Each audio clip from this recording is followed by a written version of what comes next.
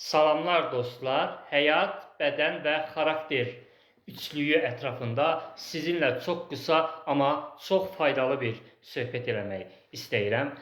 Tez-tez insanlar deyirlər ki, əşi filankəs mübarizə apardı, əlindən gələn etdi, amma nə oldu? Məğlub oldu və yaxud da ölüb çıxıb getdi. O nə etdi? O mübarizədə nə qazandı? Bax, insanlar çox vaxt qalibiyyət deyəndə, o mübarizədə qalib gəlmək deyəndə bədənlərinin qalib gəlməsini nəzərdə tuturlar. Çünki bu bədən görünən bir tərəfdir də. Amma bu yanlış düşüncə içərisində də elə məğlub olurlar. Onlar xarakteri nəzərdən qaçırırlar. İnsan şəxsiyyəti xarakterlə böyüyür.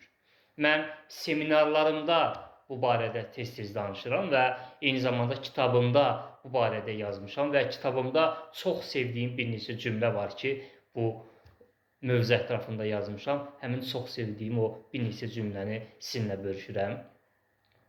Həyatla döyüşdə heç zaman mübarizəsiz təslim olmayın. Gücünüz tükənsə də ümidinizin tükənməsinə əsla imkan verməyin. Bəzən bir ümiddən çox böyük bir güc doğar. Amma bir ümidsizlik bütün gücünüzü alıb götürər.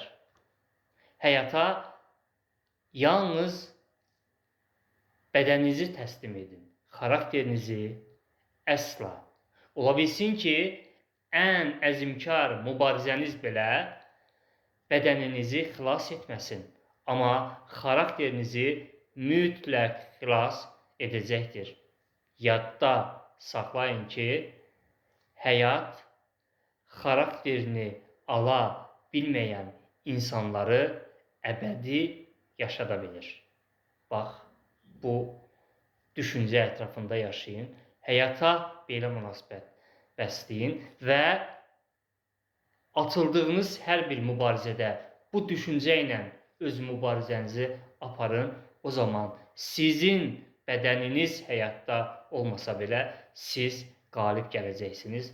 Ona görə ki, həyat sizin xarakterinizi əbədi yaşadacaqdır. Sevgilər.